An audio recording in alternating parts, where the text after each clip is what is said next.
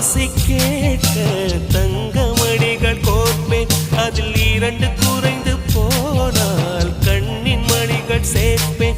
உன்னை தீவு போல காத்து நிற்க கடலாக மாறுவேன்.